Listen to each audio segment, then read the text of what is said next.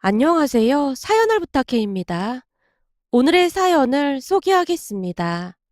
글을 시작하기 앞서 제 친한 친구들부터 소개하겠습니다. 제게는 상미와 은서라는 친한 친구가 있습니다. 우리 셋은 대학 내내 붙어 다닐 정도로 정말 친하게 지냈어요. 대학 시절 상미와 은서는 우리 집에도 자주 놀러 왔었는데요. 우리 엄마 음식 솜씨가 워낙 좋다 보니 자주 와서 놀다 가곤 했어요. 부모님도 상미와 은서를 참 예뻐해 주셨거든요. 특히나 상미는 우리 부모님을 잘 따르며 저를 많이 부러워하곤 했어요. 상민의 부모님과는 참 많이 다르다는 말을 항상 했으니까요. 그렇게 우리 셋은 대학을 졸업하고도 한 달에 몇 번씩 만날 정도로 친하게 지내고 있었습니다. 그러던 중 제게 기가 막힌 일이 일어났는데요. 제가 취업을 하고 한 3년 정도가 지났을 무렵 부모님께서 교통사고로 세상을 떠나셨거든요. 외동이었던 저는 너무나 큰 충격으로 인해 한동안 병원 신세를 져야만 할 정도였어요. 그런 제 곁을 지켜준 건 은서였습니다. 은서는 장례식 내내 제 곁을 단 한 번도 떠나지 않았을 정도였는데요. 다만 상미는 회사 일이 바쁘다며 잠깐 얼굴을 비쳤을 뿐이었어요. 그동안 워낙 친하게 지냈던 친구였기에 조금은 서운한 마음이 들기도 했지만 그래도 장례식장을 찾아준 게 어디냐며 스스로를 위로했습니다. 다만 그런 상미와는 다르게 시종일관 제 곁을 지키며 아무 말 없이 저를 위로해준 은서에게 고마운 마음이 든 건 말할 것도 없었고요. 아마도 그때부터 은서와 저는 더욱 끈끈한 사이가 되었던 것 같습니다. 왜 그런 말이 있잖아요. 어려울 때 곁을 지켜준 친구가 진정한 친구라는 말이요. 은서는 제게 그런 친구였습니다. 하지만 상미는 우리 부모님이 돌아가신 뒤부터 저를 피하는 듯한 그런 느낌이었는데요. 왠지 모르게 저를 귀찮아했다고 해야 할까요? 그날도 은서와 둘이 식사를 하던 중 제가 은서에게 물었어요. 은서야, 그동안 내가 힘들어서 니들한테 많이 기댔는데 니들도 많이 힘들었지? 힘들긴 뭐가 힘들어. 갑작스레 부모님이 돌아가셨는데 당연한 거 아니겠어? 나 같아도 그랬을 거야. 그러니까 그런 말 하지 마. 아니, 그냥 느낌인지는 모르겠지만 요즘 들어 상미가 날 피하는 느낌이 들어서 말이야. 그건 네 생각이 맞을 거야. 상미가 좀 이상해진 건 맞아. 오늘도 너 만난다고 하니까 바쁘다고 바로 말을 바꾸더라고. 내가 상미한테 무슨 잘못이라도 한 건가? 그런 건 아니고 난 그동안 조금 쎄하긴 했었는데 쎄하다니 그게 무슨 말이야? 사실 상미 성격이 좀 그렇긴 해. 예전부터 대학 친구들 사이에서도 말이 많긴 했잖아. 아, 친구들을 좀 가려서 사귄다는 말? 맞아. 상미 걔는 무조건 자기보다 잘 사는 친구들만 사귀고 다녔잖아. 그런 친구가 아니면 말도 잘 안 했다고 하더라고. 근데 우리는 상민애보다 잘 살아서 우리한테 딱 붙어 있었다라는 말도 많았어. 사실 나도 치사해서 이런 말 안 하려고 했는데 우리 셋이 같이 식사하거나 하면 상미가 바깥 계산한 적이 몇 번이나 있었냐? 항상 돈이 없다면서 미안하다고 불쌍한 표정 짓고 그랬잖아. 그럼 너랑 내가 그냥 계산했고 말이야. 그런 상미 모습이 좋아 보이진 않았어. 왠지 모르게 조금 얄미웠다고 해야 할까? 그런데 이번에 네가 큰일 치르면서 다시 한번 깨달았잖아. 라며 은서가 잠시 제 눈치를 보는 듯 했는데요. 왜? 내가 모르는 무슨 일이라도 있었던 거야? 아니 그게 말이야. 사실 우리 셋은 절친이나 다름없는 사이였잖아. 근데 장례식장에 얼굴만 빼꼼히 내비치고는 그냥 가버리는 모습이 좀 그렇더라고. 그냥 얘는 나한테 힘든 일이 생겨도 이러겠구나 싶은 생각도 들더라고. 그거야 회사 일이 바빠서 그랬다고 했잖아. 우리가 친구 사이지 친척은 아니니까 회사에 말하기 그렇기도 하고. 물론 나도 그런 줄로만 알았는데 장례식 끝나고 대학 친구들 SNS에서 우연히 친구들이 술 마시러 간 사진을 봤거든? 근데 거기에 상미가 있더라? 날짜를 보니까 너랑 내가 장례식장에서 밤새던 그날이었어. 그거 보고 나 진짜 충격받았잖아. 그 뒤로 상미가 전혀 다른 사람처럼 보이고 얼굴 보는 것 자체가 불편하더라고. 내가 보기엔 그 친구도 상미가 좀 마음에 안 들었던 것인지 마치 우리 보란 듯이 그렇게 상미 사진을 크게 찍어서 올려놨더라고. 그렇잖아. 그 친구들은 그렇다 치더라도 상미가 그러고 있는 건 진짜 아닌 거잖아. 그러니 그 친구들도 상미 보고 조금 놀란 것 같더라고. 은서가 실망 가득한 표정으로 어렵게 말을 마치고는 애써 제 눈을 피하고 있었어요. 그리고 저 또한 은서의 말에 큰 충격을 받은 건 말할 것도 없었고요. 결국 제가 잔뜩 실망을 한 채 은서에게 물었어요. 진짜? 그날이 확실한 거야? 맞다니까. 암튼 난 앞으로 상미 얼굴 못 볼 것 같아. 진짜 실망했거든. 너네 부모님 살아계셨을 때 상미한테 좀 잘하셨냐? 근데 다른 사람도 아니고 상미가 그랬다는 거에 진짜 충격받았어. 은서의 말에 저도 큰 충격을 받을 수밖에 없었는데요. 저는 은서와 상미가 정말 소중한 친구라고 생각하고 있었거든요. 암튼 그 뒤로는 상미와 자주 만나지 못했던 것 같습니다. 우리도 상미에게 연락을 잘 하지 않았지만 상미도 우리에게 따로 연락을 해오지 않았거든요. 그리고 저는 부모님과 함께 살던 집을 전세로 돌리고 고모집 근처에 있는 작은 오피스텔에 들어가서 살게 되었어요. 평소 제게 잘해주던 고모가 오며 가며 반찬부터 이것저것들을 챙겨줬거든요. 워낙 가까운 곳에 살았기에 고모집에 자주 가서 지내기도 했고요. 고모와 고모부는 참 좋은 분들로 부모님께서 돌아가신 뒤 모든 것들을 두 분이 다 알아서 처리해 주실 정도였어요. 이사를 하던 날 은서가 와서 이사를 도와줬는데요.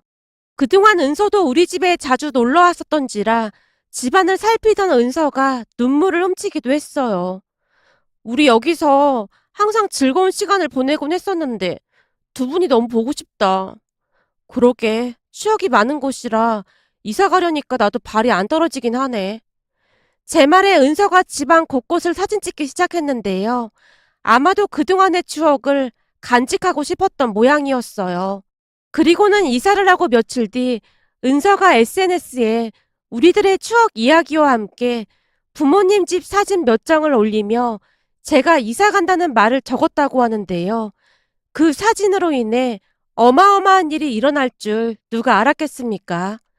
은서가 SNS에 사진을 올리고 며칠 뒤 상미에게 연락이 왔습니다. 윤지야, 잘 지냈어? 오랜만이다.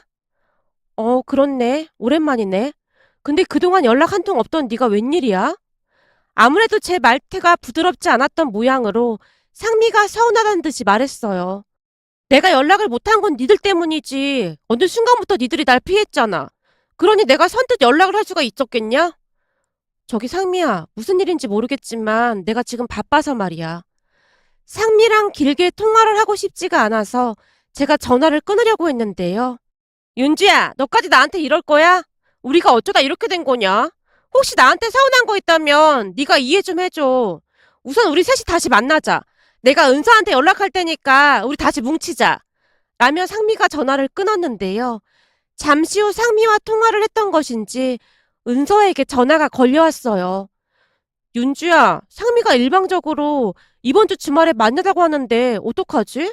난 만나고 싶지가 않은데 시간이랑 장소만 남기고는 올 때까지 기다린다고 하네. 난 별로 만나고 싶지 않은데 왜 이러는지 모르겠다.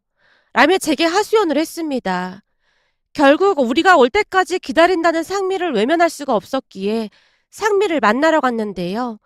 그날 상미는 눈물 콧물까지 다 빼며 우리에게 변명을 했어요. 사실 윤지 너네 부모님 그리 되시고 나도 진짜 심란했어. 심란했다기보다 그냥 너무 슬퍼서 아무것도 할 수가 없었어. 니네 부모님이 나한테 진짜 잘해주셨잖아. 그래서 그랬는지 돌아가셨다는 게 믿겨지지가 않았어. 장례식장에서 두 분 영정사진 보는 것도 끔찍했고 말이야. 나라고 윤주 네 옆을 안 지키고 싶었겠냐? 니들이 믿어줄지는 모르겠지만 암튼 내 마음은 그랬어. 라는 말까지 했어요. 상미가 어찌나 울면서 사과를 하던지 은서와 제가 큰 실수를 했다는 생각마저 들었는데요. 상미 마음도 잘 모른 채 우리가 오해를 하고 있었구나 하는 생각마저 들었거든요. 그 뒤에 우리 셋은 오해를 풀고 다시 예전처럼 잘 지냈습니다. 그렇게 다시 잘 지내기 시작한 지 한두 달 정도가 지난 어느 날 상미가 제게 조용히 말을 했는데요. 윤지야, 너 혹시 소개팅 한번 해볼래? 소개팅? 글쎄, 난 별로 생각이 없는데. 너 아직도 부모님 때문에 많이 힘들잖아. 계속 생각나고 그렇잖아. 아무래도 너무나 갑작스런 일이어서 부모님이 자꾸 생각나긴 하지. 거봐, 이럴 때일수록 생각을 분산시킬 필요가 있는 거야. 네가 맨날 그렇게 슬퍼만 하고 있으면 니네 부모님 마음도 안 좋을 거 아니야. 부모님 생각을 해서라도 네가 마음 잡고 즐겁게 살아야지. 그치만 아직은 소개팅하고 그럴 여유가 없어서 말이야.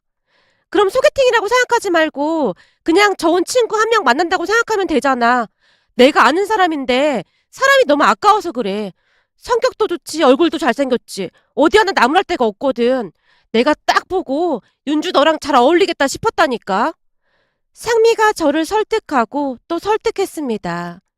그러다 어느 날은 우리 셋이 만난 자리에 그 남자를 부르기까지 했는데요. 이상하게 느껴질 정도로 상미는 그 남자와 제가 잘 되길 바라고 있었어요. 결국 계속되는 상미의 부탁에 그 남자와 몇 번 만나보기로 했는데요. 처음에는 너무나 갑작스러운 상황에 거부감이 들었지만 남자는 놀랄 정도로 배려심이 많은 그런 사람이었어요. 마치 저에 대해 모든 것을 공부한 게 아닌가 싶을 정도였는데요. 제가 견과류 알레르기가 있다는 것도 미리 알고 있었거든요. 어느 날 한 식당에 가서 주문을 하던 도중 남자가 식당 직원에게 물었어요. 이 음식에 혹시 땅콩이나 호두 같은 게 들어간 건 아닌 거죠?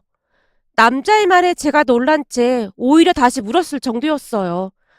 나한테 땅콩 알러지가 있다는 거 어떻게 알았어요? 그런 거야 당연히 알고 있어야 하는 거죠. 윤주 씨가 마음에 들어서 잘 보이려고 엄청 공부했습니다. 남자가 배시시 웃고 있었는데요. 그동안은 그 모든 것을 부모님이 챙겨주곤 했었기에 남자의 배려에 조금씩 제 마음도 움직이기 시작했어요.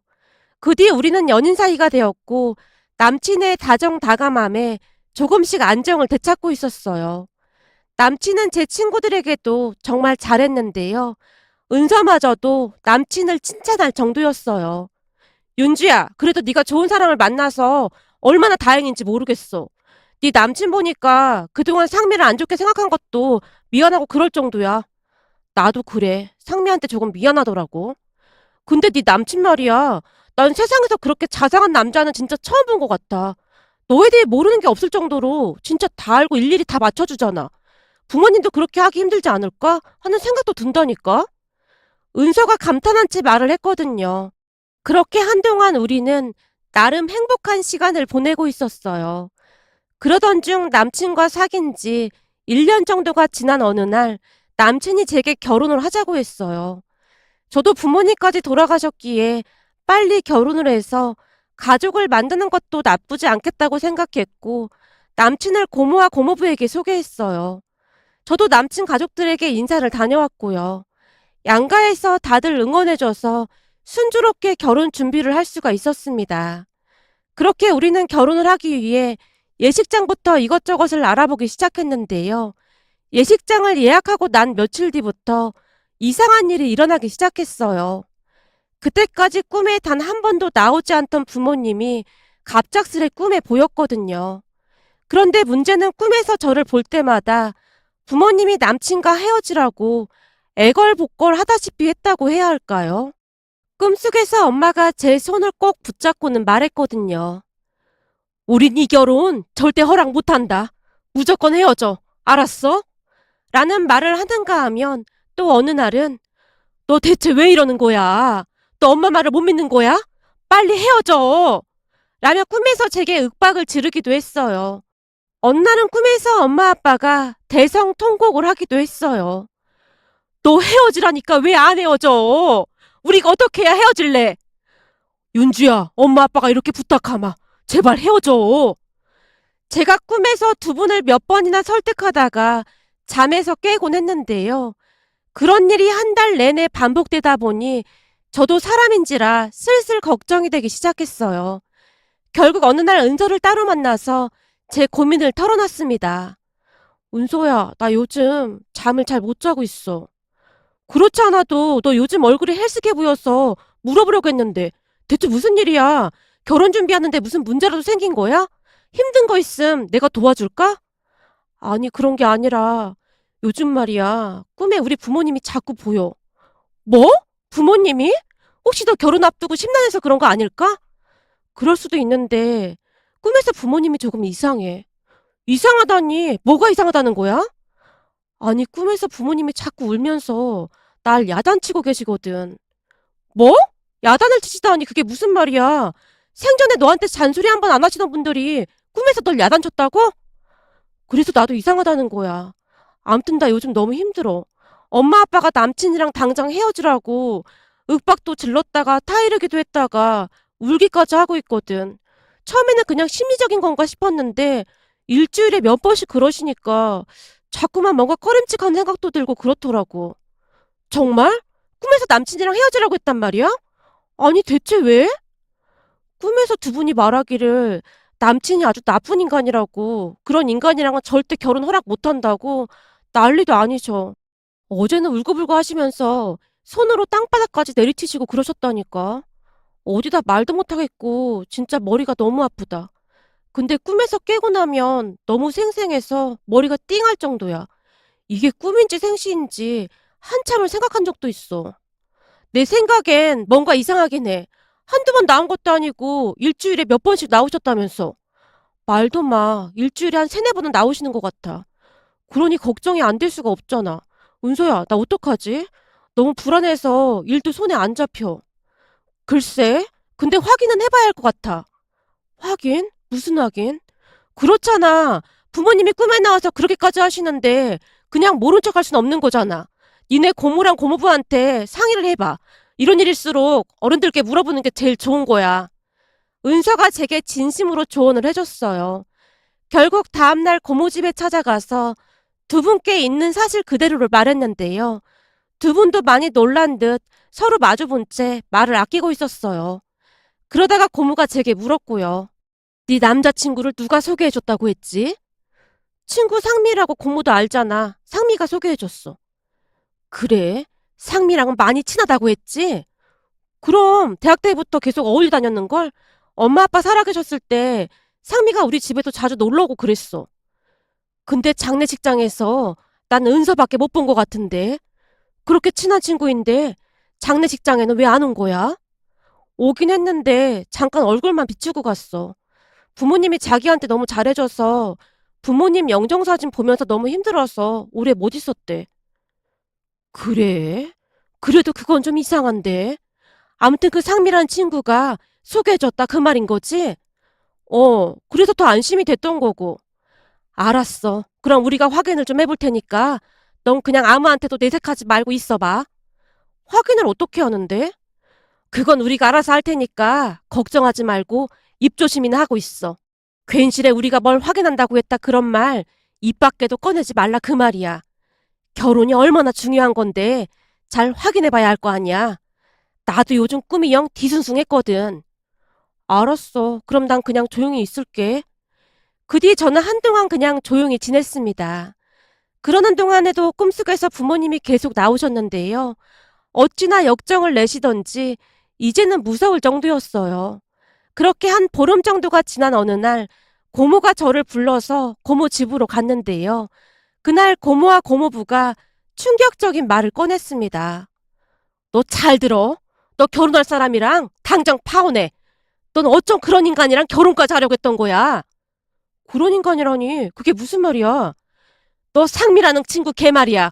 걔가 네 절친이 맞긴 한 거야? 당연하지. 우리 셋이 엄청 친한 친구인걸? 널 어쩌면 좋니? 그렇게 사람 보는 눈이 없어서 어쩌면 좋아? 라며 고모가 그동안 있었던 일에 대해 상세하게 이야기를 해줬는데요. 고모부가 사람까지 써서 남자친구 뒷조사를 했던 모양이었어요. 고모가 제게 화까지 내면서 다시 물었어요. 너 상미랑 네 남자친구랑 둘이 연인 사이인 건 전혀 몰랐어? 뭐? 연인 사이? 그게 무슨 말도 안 되는 소리야. 얘가 진짜 큰일 나겠네. 네 남자친구란 그 사람이 네 친구 상미의 숨겨둔 남자친구란다. 우리가 얼마나 기가 막혔는 줄 알기나 해. 며칠 전에는 둘이 만나서 술집에서 이야기하는 것도 녹음해왔던데 상미가 너한테 네 남친을 왜 소개해줬는지도 전혀 모르는 거지? 왜 소개해줬는데? 내가 진짜 기가 막혀서 말이 안 나오네. 무슨 그런 인간을 친구라고 만나고 있어. 고모가 양미간을 잔뜩 찌푸린 채 미처 말을 잇지 못하고 있었는데요. 그때 당시 저는 내가 지금 꿈을 꾸고 있는 건가 하는 생각마저 들었어요. 고모의 말을 도무지 믿을 수가 없었거든요. 하지만 고모가 다시 말을 꺼냈습니다. 상미가 너한테 그 남자를 소개해준 이유가 니네 부모님이 남긴 그 아파트하고 보험금 때문이었단다. 뭐? 아파트하고 보험금? 그게 왜? 얘가 이렇게 순진에 빠졌다니까. 그 둘이 네 앞으로 남겨진 그 유산을 노리고 있었다 그 말이야. 그러니 네 부모님이 꿈에 나와서 그 난리를 쳤지. 네 부모님 아니었음 네 인생 진짜 나락으로 갈 뻔했어 이거사. 고모가 긴 한숨을 내쉰 채 남친과 당장 헤어지라고 소리까지 질러댔어요. 그렇게 알게 된 사실인데요. 사실 우리 부모님이 돌아가신 뒤 부모님이 살던 아파트를 제가 상속받았거든요. 우리 집 집안 상황을 잘 알고 있던 상미가 그 아파트와 보험금을 노리고 치밀하게 준비를 했던 거랍니다. 처음에는 그 말이 믿기지가 않아서 제가 고모에게 말을 했을 정도였어요. 고모, 근데 우리 결혼 이야기 나오면서 남친이 그 아파트 얘기는 꺼내지도 않았어. 우리 그냥 작은 빌라 같은 데 들어가서 살기로 했거든. 그것들이 아주 보통 얘기가 아니야. 둘이 아주 계획을 철저히 세웠더라고. 혼인신고하기 전에 네 재산 전부 빼돌려서 둘이 살 아파트까지 받았다고 하더라니까. 못 믿겠으면 녹음된 거 틀어줘. 고모가 녹음된 상미와 남친의 목소리를 그대로 들려줬는데요. 고모의 말대로 둘이 신이 난 채 우리 부모님이 남긴 재산을 빼앗아갈 생각뿐이었어요. 고모가 말한 모든 것은 전부 사실이었고 녹음된 목소리를 듣는데 도무지 믿겨지지가 않아서 한동안 눈물만 흘리고 있었는데요. 네가 울긴 왜 울어? 너 잘 들어. 너 사기 결혼 당할 뻔했어 이거사. 네 남자친구는 고모부가 만나서 다 처리하기로 했으니까 넌 그냥 그렇게 알고 있어. 그래도 네 고모부가 전직 형사였으니 망정이지. 어쩔 뻔했어. 그래도 형사들은 뭐가 달라도 다르네.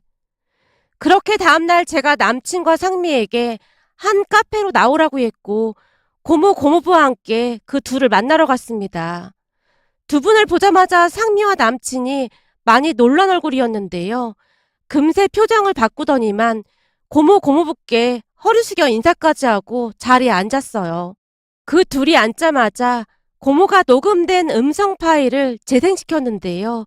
둘의 표정이 과감도 아니었습니다. 니들 이러고도 사람이야? 상미 넌 우리 윤주 절친이라며? 내가 듣자하니 윤주 부모님이 너를 그렇게나 챙겼다고 하던데 어쩌면 네가 이럴 수가 있는 거냐? 너 이거 범죄야. 은혜를 갚지는 못할 망정 어디서 사기를 치려고 하고 있어? 니들 잘 들어. 우리 이거 절대로 그냥 못 넘어간다. 그리고 넌 사기 전과도 있다면서? 고모가 남친에게 물었는데요. 남친이 사색이 된 채 잘못했다고 빌어대고 있었어요. 그 와중에 상미가 놀라서 핑계를 대고 있었고요. 저는 정말로 억울합니다. 이 모든 걸 계획한 건 이 남자예요. 네 입으로 말해봐. 네가 다 계획한 거잖아. 너 뭔 소리라는 거냐? 네가 먼저 한탕 크게 할 거 있다면서 날 꼬신 거잖아. 저는 잘못 없습니다. 둘이서 어떻게 해서든 빠져나가려고 난리도 아니었어요. 그 모습을 보며 고모부가 한마디를 했는데요. 니들이 그럴 줄 알고 지금 니들이 하는 말도 다 녹음하고 있거든. 고모부의 말을 듣자마자 남친이 자리에서 벌떡 일어나서는 도주를 하려고 했는데요. 언제 들어섰던 것인지 건장한 남성 2명이 그 두 사람을 가로막았습니다. 야, 이것 봐라. 그놈 맞지? 김상철이. 이 형사 당장 체포해. 형님, 이놈 맞습니다. 결혼 빙자 사기로 지명 수배된 김상철이요. 형님 고맙습니다. 형님 덕분에 드디어 이놈을 잡았네요. 그렇게 형사분이 미란다 원칙을 고지하고 남친 손목에 수갑을 채운 후 데리고 갔는데요. 현장에서 상미도 같이 연행되어서 경찰서로 가게 되었습니다. 그렇게 전 남친은 구속되었고 상미는 불구속 상태로 조사를 받게 되었다는데요. 상미가 제게 찾아와 무릎까지 꿇고는 울며 불며 용서해달라고 매달렸어요. 평소 상미는 자신의 가족 이야기하는 것을 유난히도 꺼려했는데요. 그날 제게 말하기를 형편없는 자신의 부모님 때문에 제가 부럽기도 하고 그랬다고 하네요. 그러다가는 자신도 모르게 사기를 칠 생각까지 하게 됐고요. 상미가 제게 구구절절 이야기를 했지만 저는 상미를 용서해줄 마음이 조금도 없답니다. 다른 사람도 아니고 상미가 이 모든 일에 관여하고 전 남친이랑 같이 모의해서 사기를 치려고 했다는 것에 사람이 얼마나 무서운 존재인지 다시 한번 깨달았거든요. 다만 은서만이 지금도 한결같이 제 곁을 지켜주고 있는데요. 은서가 제게 말하기도 했어요. 부모님이 얼마나 억울하셨으면 그랬겠어. 진짜 신기한 거 있지. 니네 부모님 꿈속에 안 나왔으면 진짜 큰일 날 뻔했잖아. 그래서 말인데 평소 부모님이 좋아하시던 음식 준비해서 같이 낙골당 다녀오자. 은서야, 정말 고마워. 네가 있어서 얼마나 다행인지 모르겠어. 그렇게 은서와 저는 부모님 낙골당에 다녀왔는데요. 힘든 시간을 지나왔지만 그래도 제 곁에 소중한 사람들이 있다는 것에 얼마나 마음이 놓였는지 모르겠습니다. 앞으로는 조심하고 또 조심해서 사람을 만나야겠다는 생각만 드네요. 오늘의 사연은 여기까지였습니다. 즐겁게 보셨다면 구독, 좋아요 부탁드립니다. 고맙습니다.